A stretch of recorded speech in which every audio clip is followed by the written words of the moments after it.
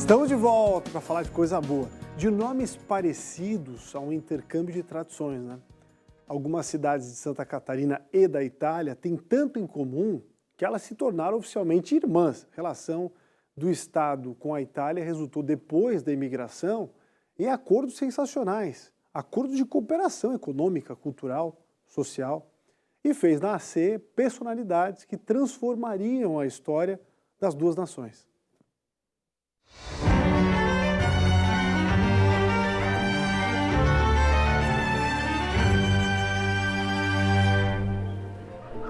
Le nostre città sono storie di amicizia. A pequena Fornati fica numa região cheia de montanhas na província de Trento, no norte da Itália. A cidade italiana tem fortes laços com rodeio em Santa Catarina, uma relação de amizade formada oficialmente na década de 1990 e reafirmada quase 30 anos depois, em 2017.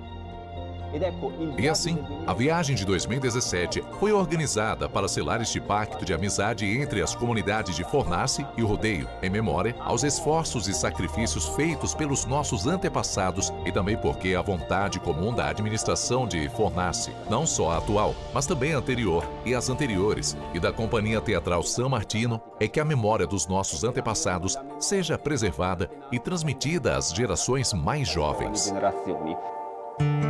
De Fornati saíram italianos que desembarcaram em Santa Catarina 150 anos atrás.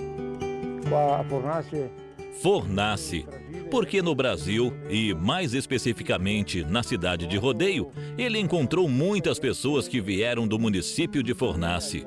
Os vários Astolfi, Tomelin, Girardi, Carécia, Scarpa, Lorenzi.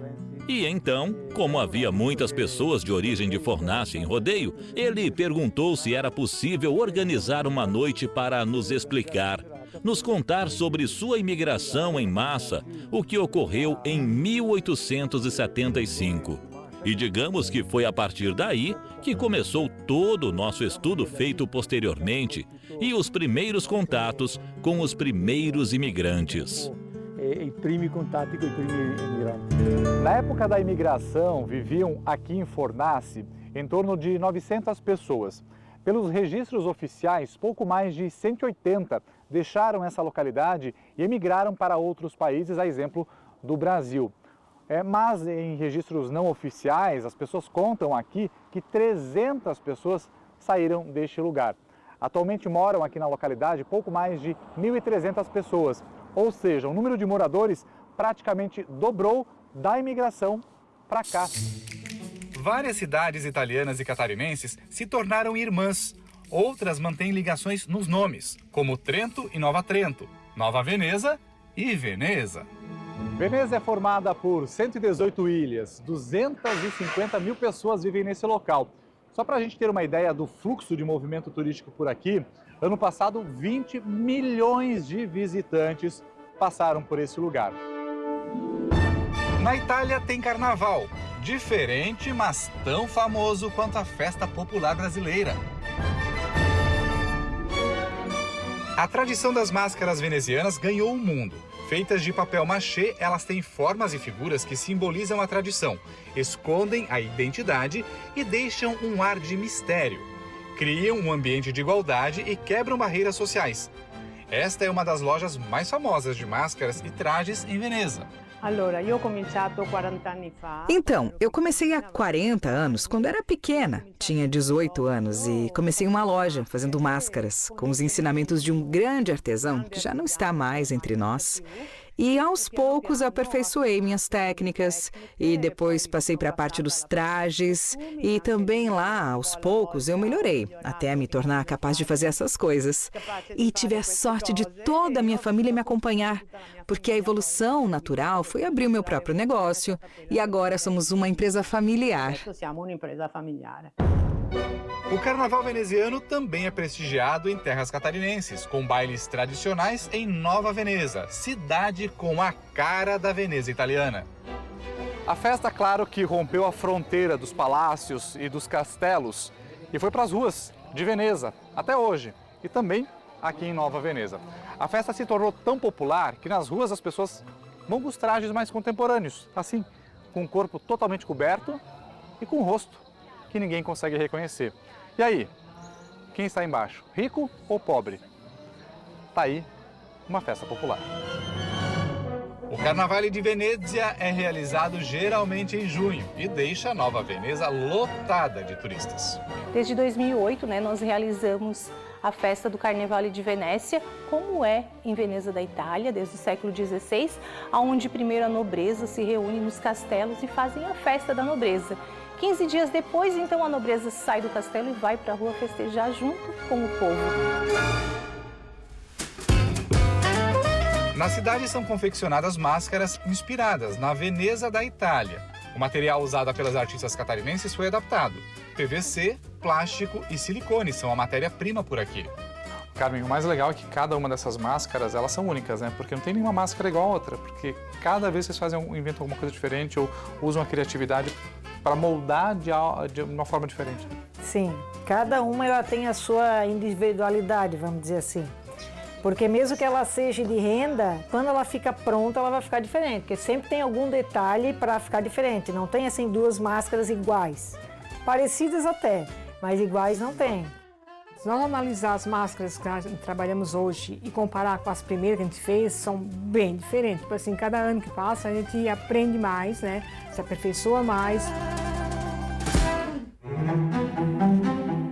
Em Roma, uma homenagem a Giuseppe Garibaldi, conhecido como o herói de dois mundos. Garibaldi tem uma ligação íntima com Santa Catarina, estado onde ele conheceu Anita Garibaldi. Caminhando mais ou menos 250 metros de onde está o monumento de Giuseppe Garibaldi, nós encontramos aqui a Praça Anita Garibaldi, uma homenagem à catarinense que se juntou a Giuseppe Garibaldi, lá em Santa Catarina, durante as lutas. No dia que nós estivemos em Roma, o monumento dela aqui na cidade estava sendo restaurado. Foi na Itália que pesquisadores de Santa Catarina encontraram a única vestimenta original usada por Anita e que está preservada num museu. A peça foi reconstruída na Unifeb, em Brusque. Anita Garibaldi, sempre que vemos nos monumentos, ela tem uma silhueta de uma jovem bonita, e quando nós chegamos, então, tivemos acesso, nós vimos uma mulher mãe, um vestido de uma mulher grávida, que naquele momento nos chocou bastante, porque nós esperávamos, né, essa outra Anita Garibaldi, e era exatamente isso que nós buscávamos, estar se aproximando da nossa história real. A hora que nós observamos as fotografias de alta resolução, chegamos à conclusão que era um tecido para a época muito avançado, que é a padronagem jacquard. Pelas análises que foram feitas, um pouco de fio que chegou lá na nossa mão, devido a um restauro que foi feito, nós constatamos que era um pouco de fio de seda, mas o tecido em si, o vestido, muito provável que tinha algodão e linho, que eram as fibras naturais mais utilizadas na época, naquela região. Os detalhes que compõem o corpete, como esse franzido estratégico aqui na parte da cintura, ele pode ser ajustado e acompanhar a evolução dessa gestação. Noépoli, província de Potenza, no sul da Itália, foi construída no alto de uma montanha. A cidade é a origem da família Petrelli. A família Petrelli era proprietária de uma maceria, que é uma pequena fazenda. E dentro dela vivia cultivando, criando ovelhas e, portanto, produzindo lã e cultivando. Um Petrelli deixou a Itália para marcar um novo tempo em terras catarinenses. Leonardo Petrelli saiu desta região de Noépoli em 1903, quando ele tinha 24 anos. Chegou no Brasil para construir uma nova família. E a partir daí nascia a história de um dos maiores grupos de comunicação do Brasil. Leonardo Petrelli é pai de Mário Gonzaga Petrelli, que nasceu no Brasil e fundou no Paraná e em Santa Catarina o Grupo RIC, que em 2019, em Santa Catarina, passou a se chamar Grupo ND. Eu não pude conhecer meu avô, que migrou para cá porque faleceu muito cedo. Meu pai sempre teve o desejo de conhecer a família na Itália, o qual a gente não conhecia, não tinha uma noção de onde ela estava.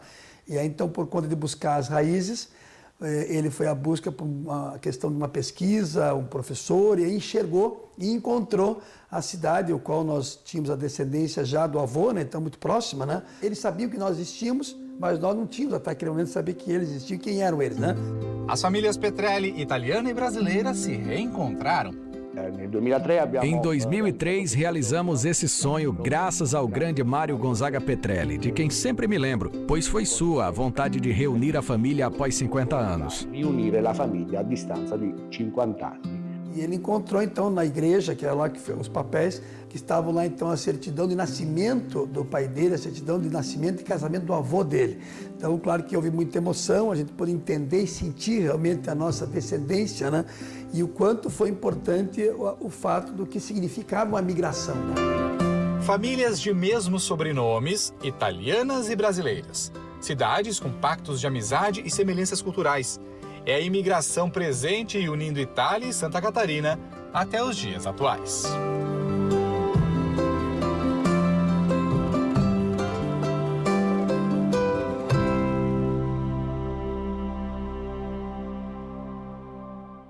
Histórias muito legais, né? O conteúdo completo está no ND Play.